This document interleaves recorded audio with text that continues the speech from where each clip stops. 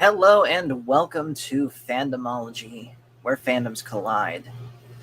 And let's just get right into it. Indiana Jones 5. You guys already saw, I'm sure you already saw my spoiler-free review that I posted Friday night when I saw it. And yeah, having having stewed on it a bit further solidifies to me that this movie simply did not need to happen. This was, frankly, a very boring movie. Like it's so I'll get into why here. And like I said, tonight is a I'm going to be giving it the old school Star Wars guy slash fandomology treatment and going through as best I can the full story of the movie beat for beat and explaining why I think this is one of the most boring movies I've ever seen in the theater. Like, just the idea of how boring it was. I found myself checking my phone, and I said this in the initial video. I found myself checking my phone like twice during the course of the middle portion of the movie. And I know that's more attention perhaps, but the movie was just not doing much to hold my attention. So let's get into what's going on in this movie. So this is made very clear. In fact, it was made very clear even in the advertising that this is Indiana Jones's final adventure. And many people theorized that Indiana Jones was going to die in this movie, and Helena Shaw, the Phoebe Waller-Bridge character, was going to end up taking on the hat and taking on the moniker of Indiana Jones, kind of in a similar vein to how Rey allegedly took on the Skywalker legacy from Luke. But here's what did happen. So, the movie starts actually in 1944 with a young Indiana Jones having just got captured by, I can't say their actual names, so we're just going to call them the evil Germans. You know which ones I'm talking about. And he got captured trying to impersonate an SS officer because he was trying to get his hands on the Holy Lance. The Lance, I know that there was another name that it went by, but I can't remember the how to pronounce the guy who owned it. But it was basically pierced the side of Jesus Christ in order to fully pronounce him dead at the crucifixion. And we see basically what's okay, the name's escaping me right now, but there was this one dude hired by Lucasfilm to work on like the deepfake stuff. He was really famous for doing the a better job of the deepfake on Luke in Mando season 2. I used to know this name, it's escaping me. This is likely what he's been working on this whole time. And credit to him for doing the best that he could, but frankly, this was not good as far as deep fakes go. It wasn't the worst thing I've ever seen. It wasn't like, on a skinny person's body in Captain America the First Avenger. It wasn't that at all. But I would put it on the level of Leia and Tarkin in Rogue One. It was that you could tell especially in the beginning, that it was CGI. Now, granted, at least I kind of got used to it and just kind of accepted for what it was visually. But and I think it kind of helped when he actually put on the hat as quote unquote young Indy. But whatever success they may or may not have had with making Indy look younger to fit the time period, did not do a good job of making him sound younger. Like, that still sounded like older Indiana Jones, albeit, from around the Kingdom of the Crystal Skull, not from this movie. But yeah, his voice did not match his face, is what I'm getting at. He sounded older. And again, I get it. That was probably Harrison Ford himself doing the voice, as it should be. But at the same time, Mark Hamill also did the voice for Luke in Mando Season 2, and I'm going to assume also Book of Boba Fett. So, of making, at least in my opinion, of making Luke sound like he did circa Return of the Jedi in those 2 episodes, despite Mark Hamill's voice having changed with age.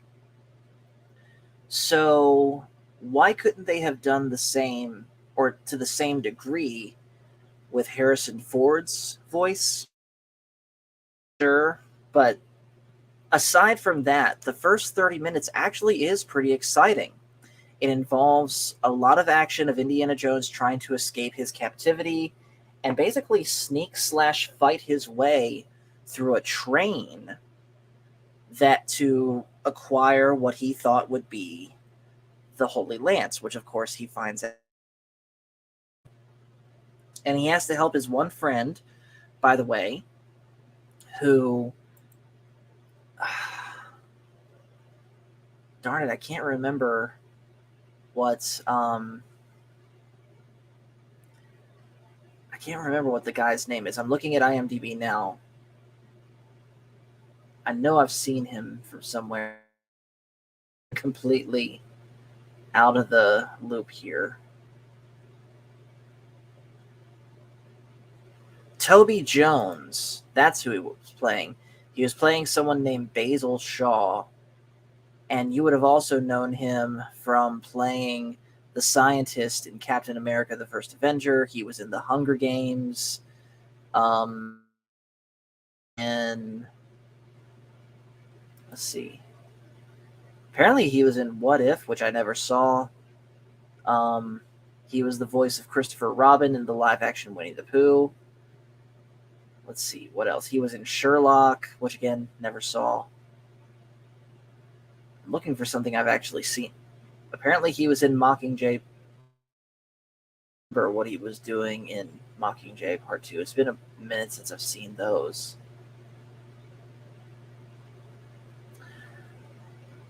So basically, he's been in a few things. And he here is playing Indiana Jones's friend. I guess the best way you could put it is he was kind of playing for lack of a better comparison, he's basically the Marcus Brody of this movie. Although he's not in it for very much, and it's mostly just flashback stuff. But anyways, he, along with Indy, had been working together to research this dial of Archimedes. And there was another fancy word that was used in this. There was another fancy word for it that was used in this movie that I frankly can't remember. It started with an A. Antikythera, I want to say it is. Sure. So we're just going to call it the dial of Archimedes to make it easier. And there is this one scientist, it's the guy played by Mads Mikkelsen, who did a great job, by the way. He was very believable in his role as this evil German scientist.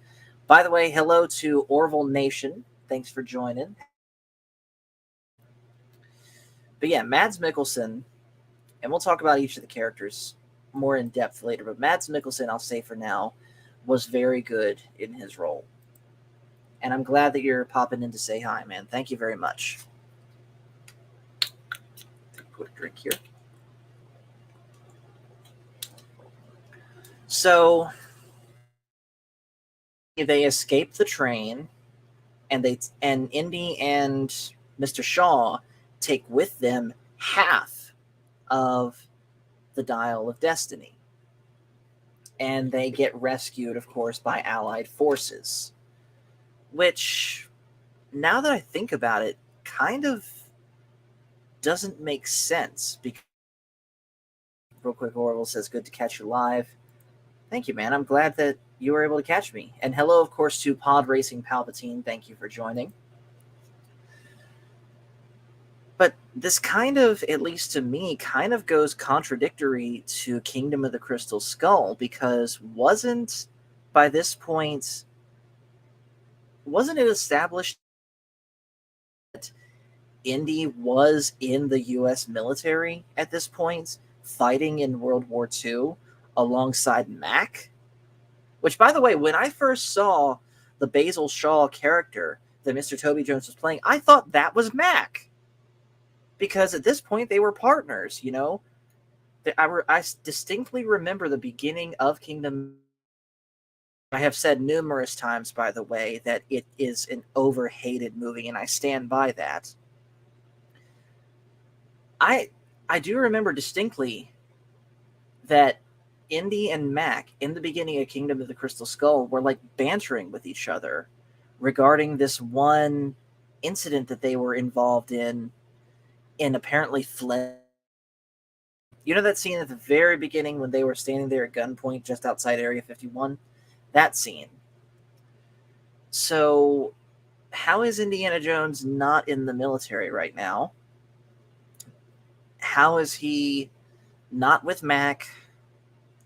We don't have an answer to that. In fact, there is backs to Kingdom of the Crystal Skull. But we'll get into those that happen, later on. Anyways, flash forward to the year 1969.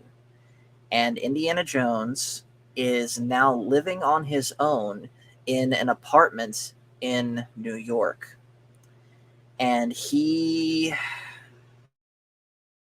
I really do hate to say it, but he's just a sad old man.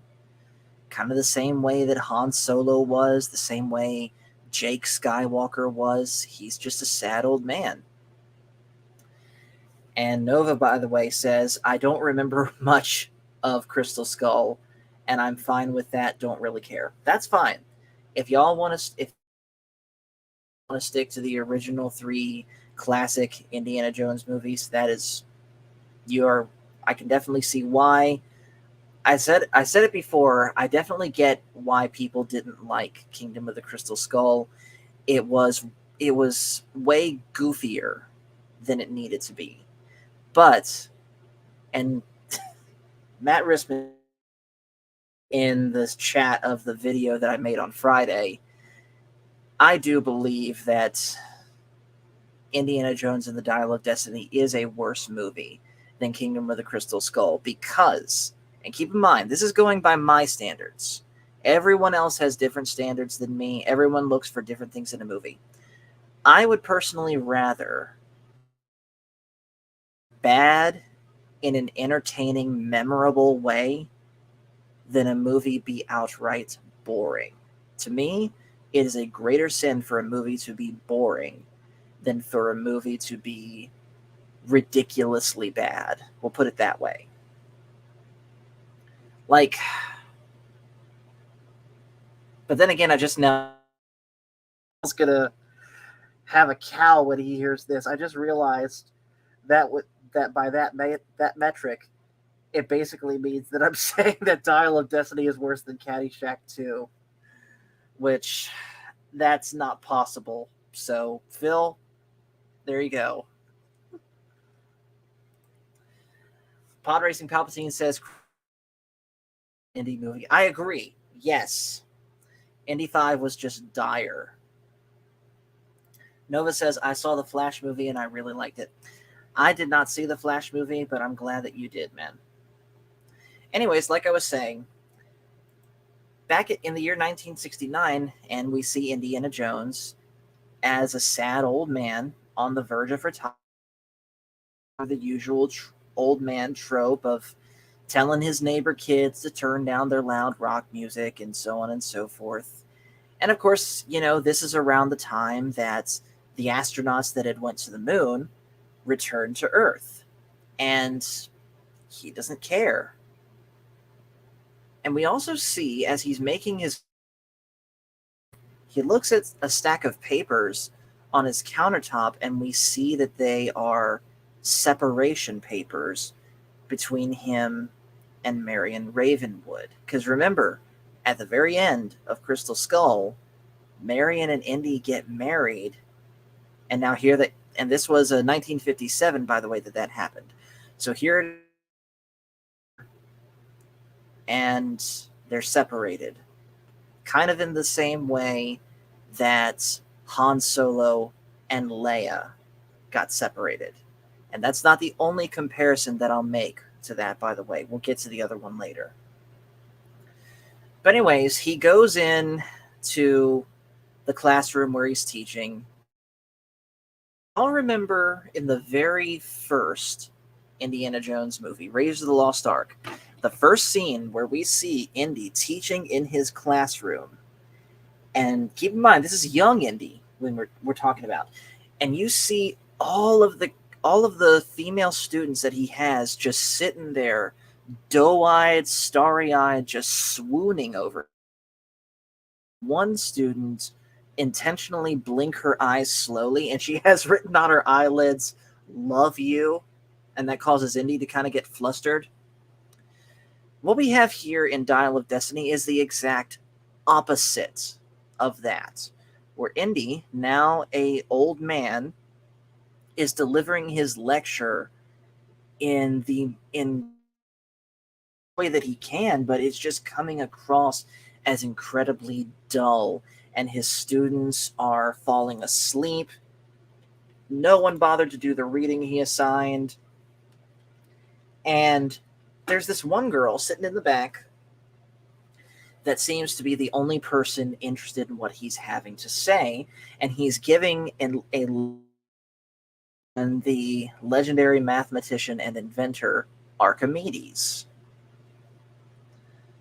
So afterward, Indy goes into, I guess, the faculty office to be surprised, of course, by a surprise retirement party because he's about to retire. When he's gifted his little clock thingy and given the cake, all he says is, "Thanks for putting up with me." And then, of course, after this, he goes down to the bar to drink, and in comes that girl. This is the Phoebe Waller-Bridge character, Helena Shaw. Now, she has been in a Lucasfilm project once before. She was L3 from Solo. And if you go back way to the beginning of this channel, and I've also said this in some collaborations with Coffee on Korriban, L337 is probably my second least favorite Star Wars character out of all of them, just for how great she is with her whole droid lives matter, talking points. And a good portion of that was due to Phoebe Waller-Bridge's delivery of those lines. And then we get her in this movie, and on her delivery is toned back. And so I got to give credit where it's due. I think she did very well in this movie, at least compared to how she did in Solo. Now, granted, I still think that she is one of the probably the most annoying female characters that's ever been. Yes, more annoying than Willie Scott. But, she wasn't as bad as I thought she was going to be. But anyways, turns out that she is Indiana Jones's goddaughter, and she had also been researching the she intends to go out and find it, and she wants Indiana Jones's help. And so Indy takes her into this storeroom in his college where the half of the dial that he found with her dad had been kept. But what neither of them know is that we assume at the time to be federal agents that also happened to be working in tandem with Jürgen Voller, the scientist that Indy had initially obtained the dial from. And now he's working with NASA. In fact, he was one of the people that helped put the astronaut. And it's very clear in the way that Mads Mikkelsen portrays his character that he is very bitter about how the Axis powers ultimately lost World War II, and he's looking to change the course of history. And how exactly he does that will movie. So the federal agents ultimately catch up with Indy and Helena, and this starts the big chase that we all saw in the previews of Indy riding the horse through the streets of New York during a parade, the very parade in which the astronauts are being welcomed back as heroes, by the way. And ultimately, Helen getting away with the dial, and Indy is left framed for murder because the two federal agents killed two of Indy's co-workers and somehow pinned it on him. And so Indy meets with Sala, who, by the way, has now moved to America. And Sala basically gives him the kick in the pants to say, hey, go after the dial, go after your goddaughter. And so, of course, Indy does, and this sends Indy to Morocco. And so by now we see old Indiana Jones is back. He's wearing the hat, he's wearing the jacket, he's got the bullwhip that he wore when he in the first half of Last Crusade. And Nova says zero plans to see this in the theater, might not even watch it on stream. That's entirely up to you, man, but I will say this. Don't just take my word for it as to what's in this movie. I would highly advise you and go watch the movie yourself, whether it's in theaters or whether you want to wait until it comes out on Disney Plus and DVD and all that.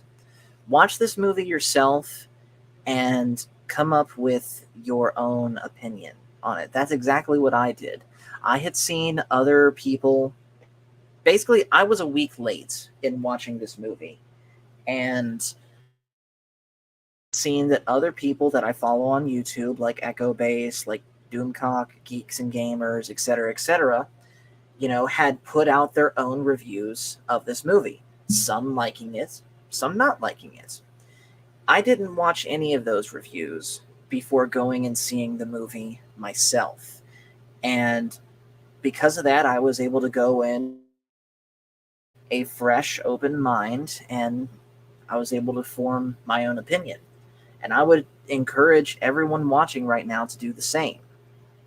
But anyways, continuing on, come to find out, Helena intended to sell off the dial for money to pay out gambling debts that she had built up. Oh, and there was also this little Moroccan kid that she was friends with, that was kind of, I guess, her sidekick and was supposed to be like the short round of this movie, which the kid was okay, but he's no short round. And Nova says, just don't want to spend movie money to see something mediocre. Hey, that is fine. That is perfectly fine, man. But anyways, Indy tries to claim the dial back, but of course, Helena won't let him. This leads into a three-way chase, you could almost say, where Indy is trying to get back the dial from Helena, but both end up trying to run away from Dr. Voller. But at the same time, Helena's trying to run away from this Moroccan rich man that she was allegedly engaged to, but broke it off with, who's now trying to kill her. By the end of it, the bad guys get away, and Indy, Helena, and the kid are left empty-handed. And at this point, they agree that they both want to get the dial back, albeit for different reasons. They need to work together to prevent what they're planning on doing. Now, there's one character that I forgot to mention, and she is, I'm guessing, an FBI agent who was working kind of with Voller and his men at the time, who thought that Voller was just, someone that was working with the federal government. Not that, well, at least not at first, not really suspecting that Voller still had sympathies towards, we'll say, the Axis powers. And by the time she fully realized what Voller intended to do, that he didn't intend to continue with his NASA work and didn't continue to work with, the CIA and the FBI and all that in working with NASA, she ends up getting killed. And I was talking about this movie that same night I saw it, sort of after I got home. I was talking with Crit about it, and that I agree with that particular character, they could have done completely away with, and nothing would have changed. Oh, and by the way, I also forgot to mention that around this time, Helena made a snide remark about capitalism in this, which was the only remark, well, one of two eyebrow-raising remarks from me regarding, Helena and any possible social justice message. Like, I will say, at least by my standards, any possible social justice message was, again, kind of toned down. Again, credit to him for that. Even a broken clock is right twice a day. But anyways, Indy and Helena decide that instead of trying to go after the half of the dial that Voller already has, they instead decide to go to this other Deus Ex Machina. Again, I forget what the name of it is. We'll just call it another Deus Ex. We'll just call it Deus Ex Machina is the wrong word. Basically,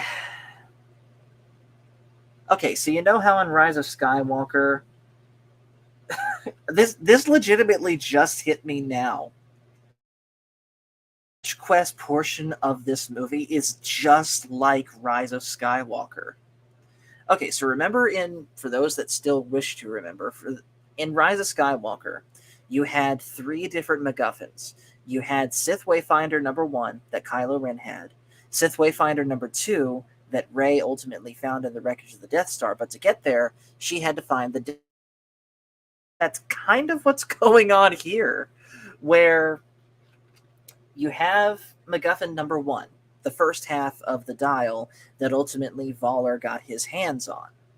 Then you have MacGuffin, then you have the other half of the dial, which Indy and Helena are still looking for. But then in order to find that other half, you have to find another MacGuffin. I don't know why I didn't see that before, but wow. So how are they going to find this other MacGuffin? Well, they've got to go out into the very middle of the Mediterranean where this one Roman ship had sank, allegedly carrying this artifact that they were looking for. They go to, but this one old scuba friend of Indy's, who was, by the way, played by Antonio Banderas, who again did a pretty good job. And so they go out to sea, and it's here that we learn a bit more as to why Indy and Marion separated. And also, stuff is not in this movie. We learn that Shia LaBeouf ultimately enlisted in the army, or, well, I'm going to assume the army, it could have been any branch, but he enlisted in the military and ultimately was killed in the Vietnam War. One thing that was interesting is the parade that Indiana Jones crashed. There was a Vietnam War protest happening, and immediately behind it, and the classic chant of "Hell no, we won't go," and of course them carrying signs saying "We didn't," like that. Indiana Jones was getting dragged by the bad guys through that protest, and just for the heck of it, he started chanting "Hell no, we won't go" with them. And sure, he might have been doing that as something of a distraction or an irritant to get on the bad guys' nerves. But at the same time, you lost a kid to the Vietnam War, a war that we had no business going into, which that's a topic for another time. Maybe he could have legitimately, felt that chant and decided to voice out about it. But that's aside from the point. Basically, Mutt Williams, Henry Jones III, died in Vietnam. And both were absolutely stricken with grief, and it ultimately drove their marriage apart. Which, again, is kind of the same thing as what happened with Han Solo and Leia in the sequel trilogy. They didn't just split up. Basically, both Han Solo and Harry from their spouses because they lost a son. Except in the case of Indiana Jones, it wasn't that his son turned to the dark side and became emo. He legitimately lost his son in death. So that in itself, the whole thing of why is Mutt Williams, that is a logical explanation as to why he wouldn't be there, and I could legitimately see Mutt Williams either enlist. Actually, no, he did enlist in the movie, but even if he didn't, I could have also seen the plot point of being that he didn't enlist, he got drafted, which was the last war that the U.S. military did a draft for. So either way, it was a good explanation as to why Mutt Williams was not in the movie, but it sucked to see Indy basically fall to the marriage as Han Solo did. The next day, Indy, real quick, Nova says, sounds like something real during that area. Oh, yes. Oh, yes. The next day, Indy and Helena and another crew member, they all go down into the ocean in, I'll admit, probably the coolest scene in the movie, at least after the young Indy stuff. And I say that only because I'm a scuba diver myself, and seeing 1969 era scuba gear, that interests me. But it's here that it also kind of clued me in that certain things that might have happened in the first 4 Indy movies aren't happening here. Like, this is the one thing that really still bugs me about.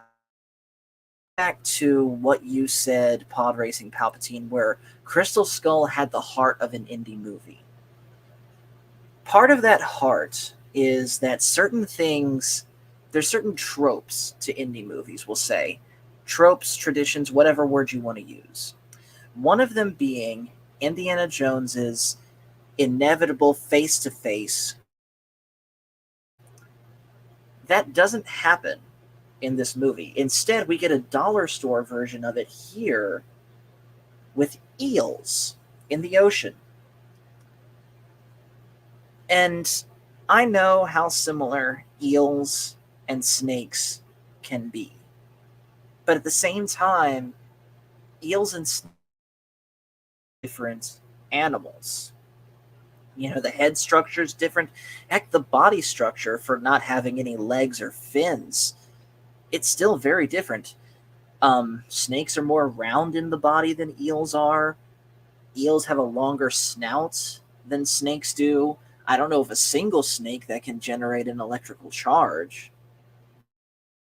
And yet the movie tries to make it like Indiana Jones is just as scared of eels as he is snakes. And yes, later on in the diving scene, there is something of a jump scare where Indy is surrounded by eels. And yes, that would freak me out too. Pod Racing Palpatine pointed out another one here. Paramount logo doesn't dissolve into a mountain or a cove. Yes, that also happened too. I was expecting that and it didn't. So, okay, you know how in the other 4 indie movies, you start with the classic Paramount logo, and then that fades out, and you see the peak of a mountain, or in Indy 4's, and that leads right into the adventure. That didn't happen in this movie. Again, the other one, Indiana Jones never actually has a face-to-face with a snake. It's eels. And I'm sorry, but it just doesn't hit the same because eels and snakes, for however similar they might look, they are two entirely separate creatures. And yes, being surrounded by eels in the same way that Indy did would freak me out. Heck, I kind of had a similar instance with a whole bunch of perch and largemouth bass one time over 10 years ago when I was still learning to dive. But even before that, Indy is like shaking in his boots over eels, and it just doesn't make sense. But of course,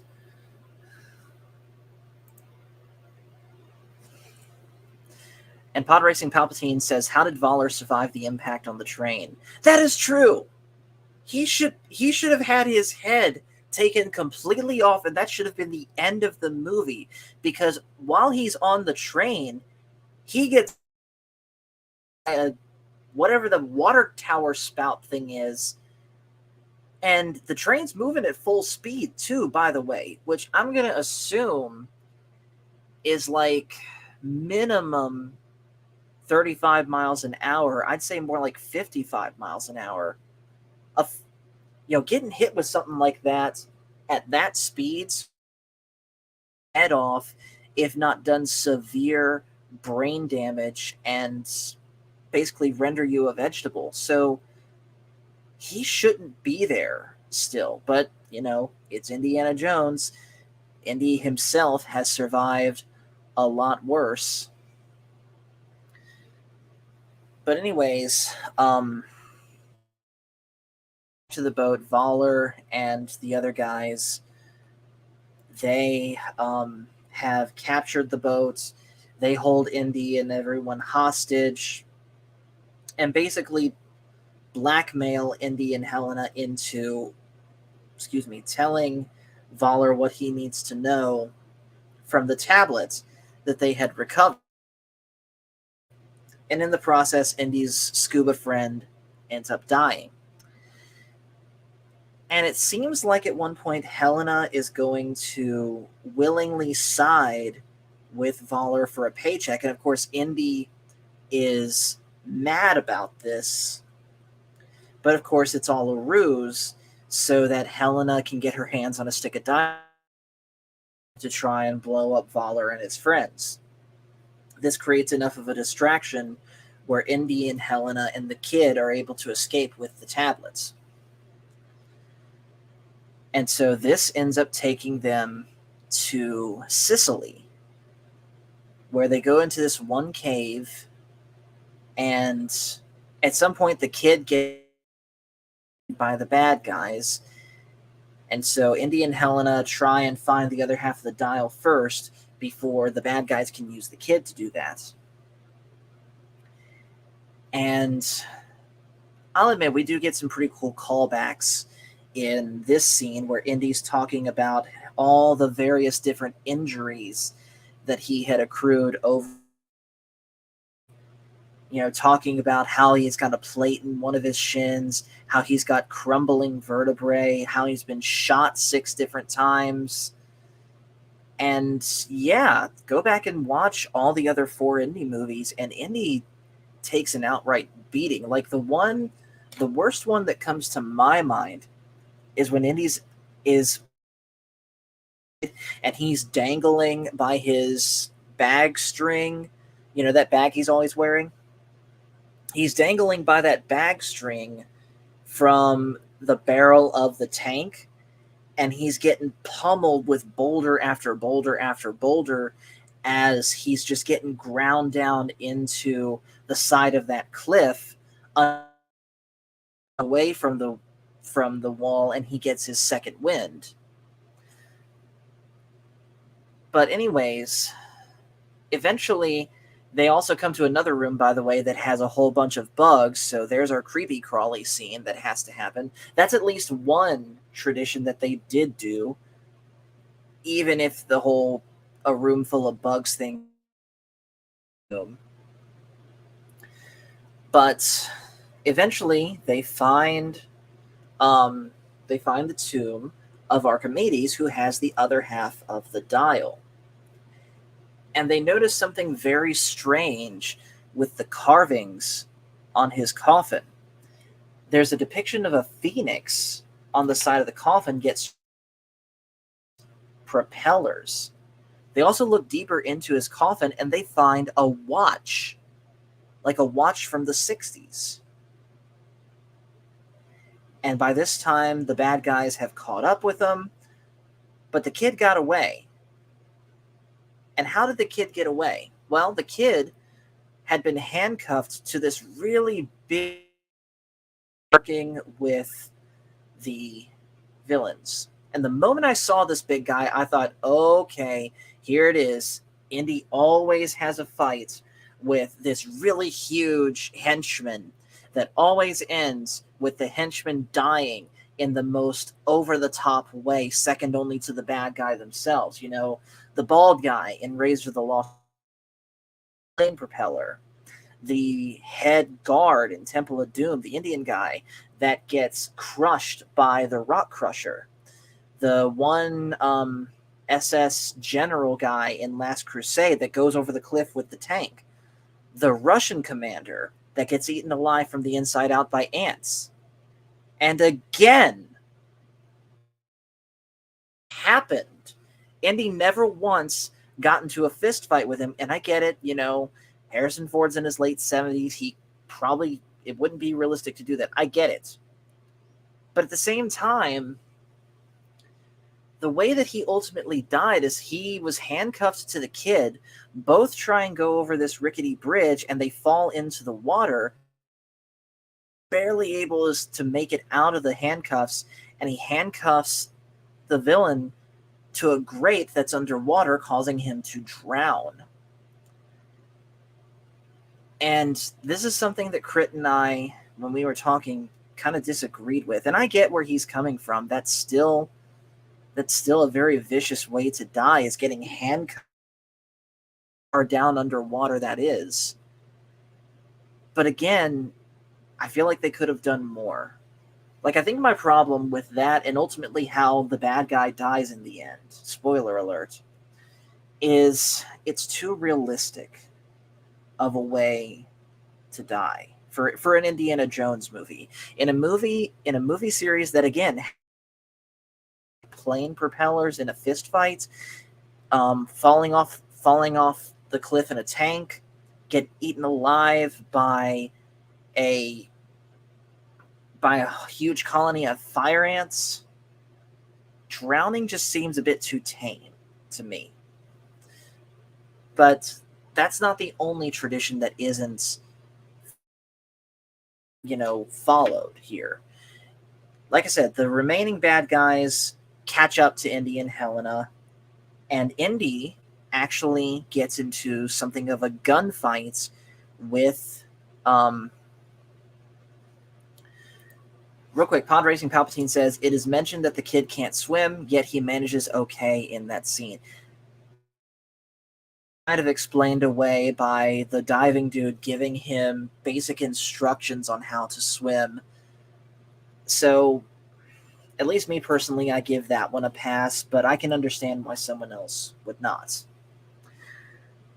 But here's another tradition, or just another detail that was either overlooked, forgotten, or outright, and that is the fact that this entire time in the movie, Indiana Jones did not carry his own gun. Go back and watch the other 4 Indiana Jones movies. Look at what he's carrying. He almost always has always has his hat, his bullwhip, and some form of revolver on his right hip, be it a Smith & Wesson hand ejector, I think 38 caliber, or a Webley Mark III. And yeah, I get it, in Temple of Doom, he didn't have it, except for that one, I mean, he had it for the tuxedo scene in China, but at least he still had the holster on. And, he reached down and tried to find it, and it's not there. But he didn't even have that at all in this movie. And yes, it got confiscated from him in Kingdom of the Crystal Skull, and he didn't get it back, but you'd think he'd at least replace it. So, yes, Indy uses a gun, but it's not his. He picks up one of the Lugers that one of the German guys were using. He wouldn't have had to do that if he already had his own gun. But aside from that, at one point during the fight, Indy gets shot in shoulder, his lower left shoulder, and it's like bleeding a lot. In fact, according to certain rumors, this bullet wound was initially supposed to be fatal, but that's neither here nor there. Ultimately, Indy gets captured and taken to this airfield. We learn what Voller's true intention is. Basically, the dial of Archimedes is able to detect fissures in time to allow for time travel. And so Voller intends to go back to the date August 20th, 1939, the testing site of one of the evil Germans' V-1 rockets, where he will then ultimately assassinate the head evil German. You know who I'm talking about, the guy with the weird mustache. And allegedly take on the role of leader of evil Germany himself. Different decisions that would lead to evil Germany winning World War II. And for all the talk of time travel, that plot point of, an evil German wanting to take down the head evil German because he's that actually makes some sense. And I could see in real life certain leaders, not being okay with the mean mustache man's way of leading and blaming him, after the fact for the loss of World War II, at least on, the European front. In fact, kind of reminds me of the episode Star Trek, the original series, season 2, the episode Patterns of Force, where Kirk, Spock, and McCoy go down to that planet that is also modeled after evil Germany, and one of Kirk's old professors, I think it is, a Third Reich like government there, and he basically is reduced to nothing but a figurehead as his underlings take the power and abuse the system. And yeah, Nova's right. The fact that Indy doesn't carry his own gun could be a subtle gun control message, which the whole gun control thing that I am certainly not comfortable or qualified to handle. I, of course, believe in the Second Amendment, but that's all that I'm going to say about that.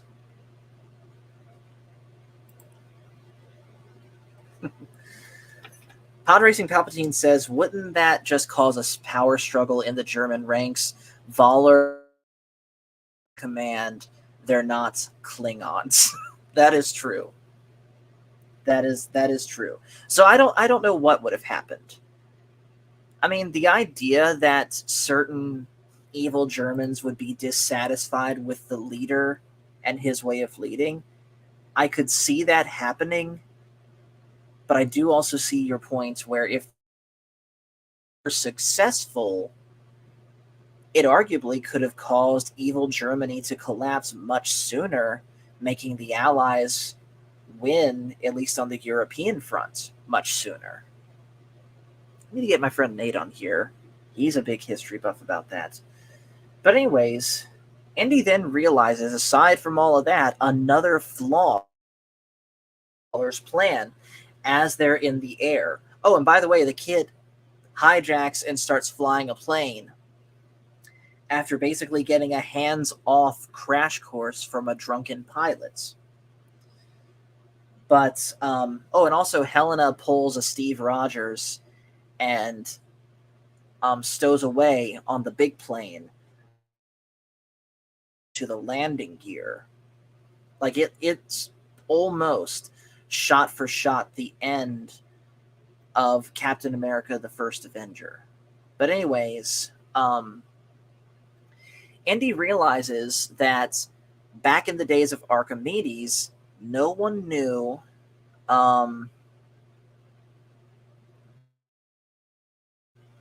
anything about continental drift, which would have completely ruined Voller's calculations. Which, by the way, Virilinus, welcome by the way, says the German military wasn't doing everything the evil bad guy of the leaders told them to do. They were doing their own thing. Hence why the Bismarck was when they weren't supposed to. Fair enough.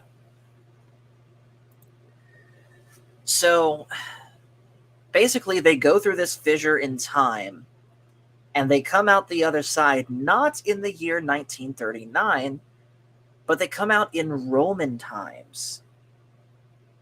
And basically Voller starts to freak out. We're supposed to be here. We need to go back.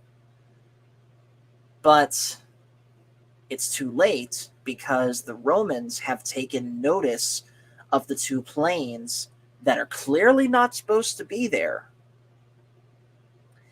And they start firing, their primitive weapons at them. And pretty decent job. Like, they've got these huge harpoons and they're doing some pretty serious damage to the plane.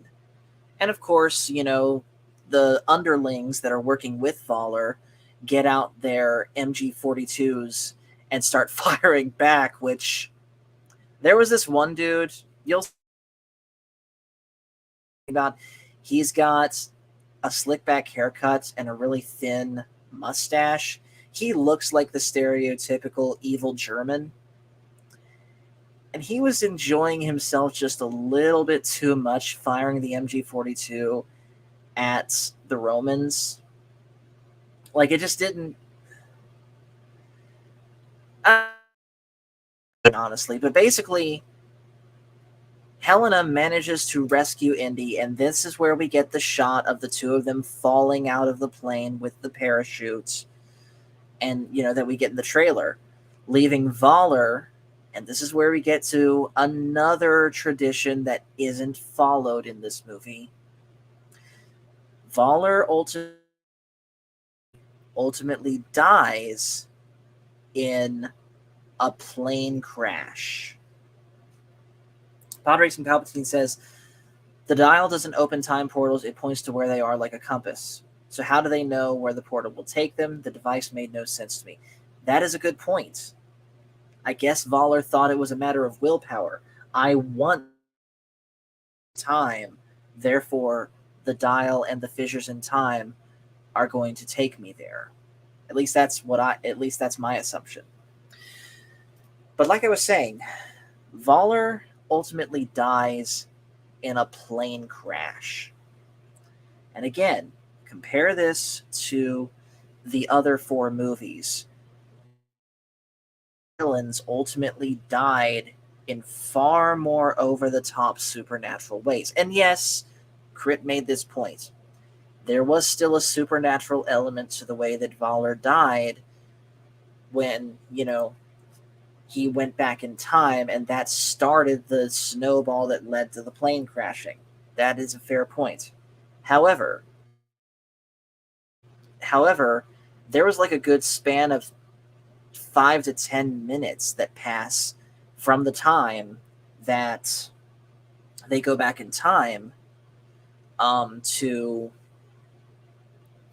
the point where the plane crashes and he dies.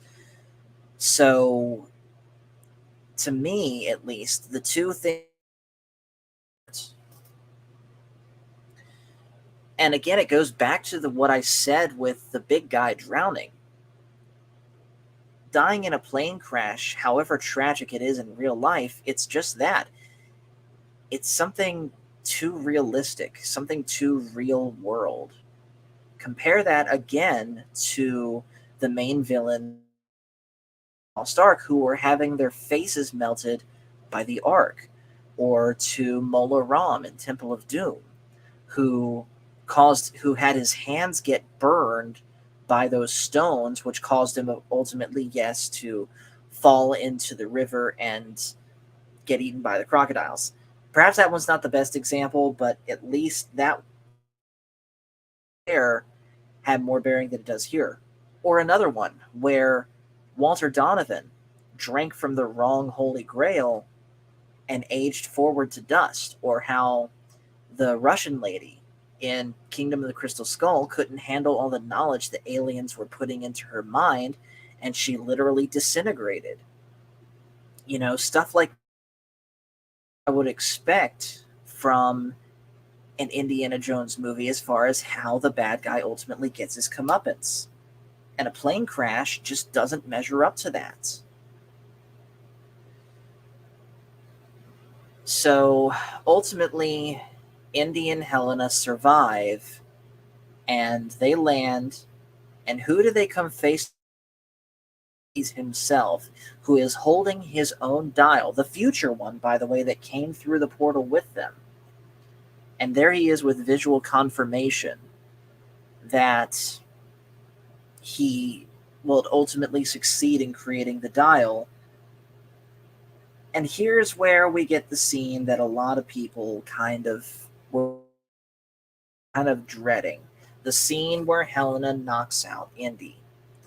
So here's the context behind that. Indy, again, has been shot. He is bleeding bad.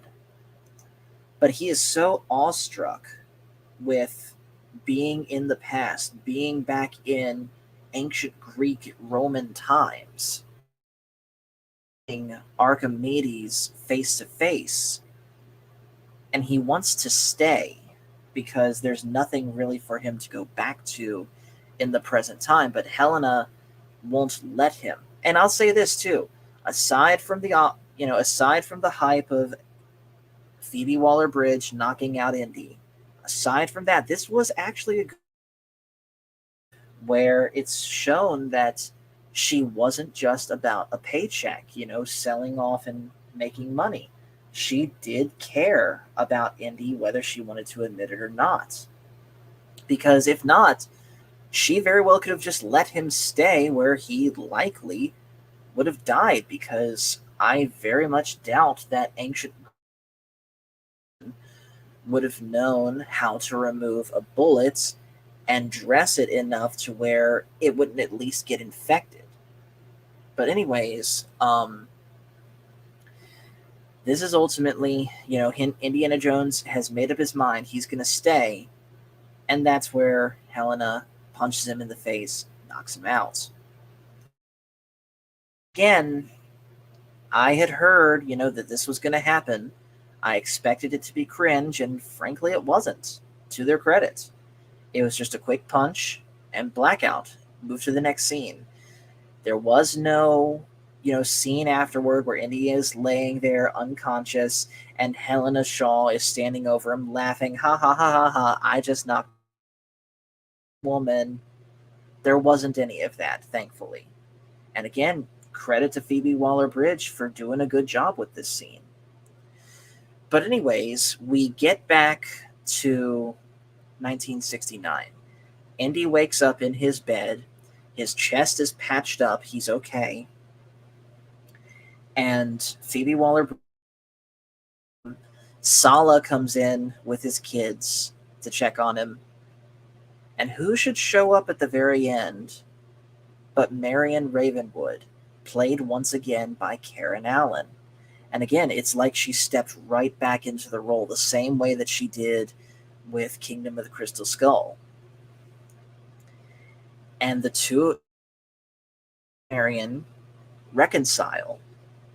And we get a nice call back to that one scene from Raiders of the Lost Ark where Marion's like, well, gosh darn it, Indy, where doesn't it hurt? And, Indy points to his elbow saying, here, and she kissed it. We get that same thing, except now it's reversed. And it is a genuinely touching scene. And at least with the way that Crit put it, and I will agree with him on this, you could argue that this whole movie was about Indiana Jones letting go of the past. Letting go of his son dying. And on that front, it does that very well.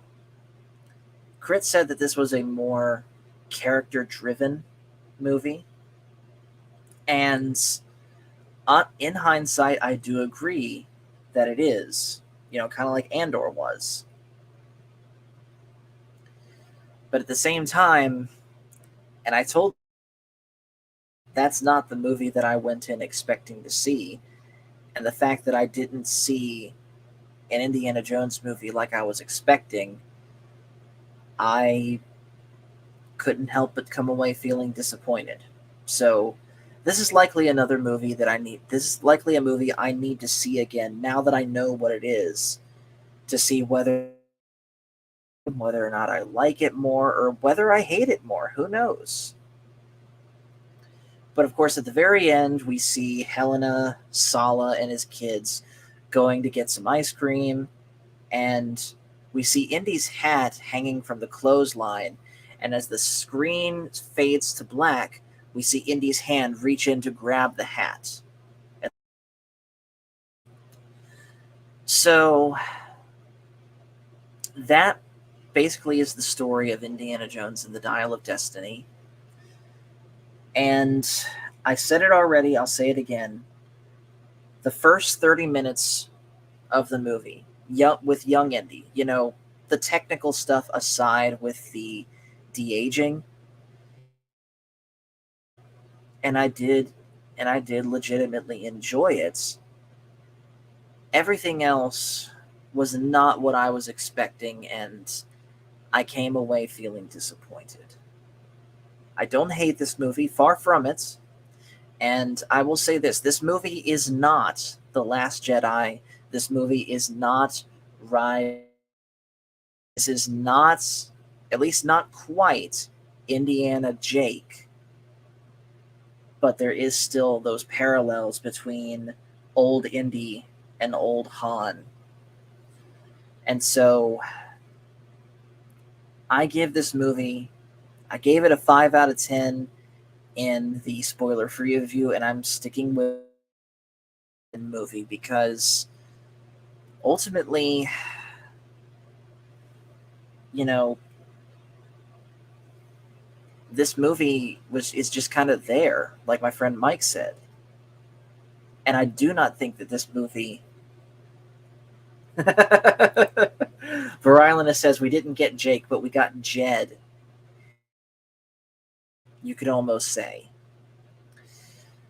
But yeah, this movie is just kind of there. There's good stuff in it, but there's also stuff that just doesn't work. And of course, the stuff that's traditional indie that's not there, you notice that it's missing. Again, the fight with the big brooding bad guy that ends with him dying.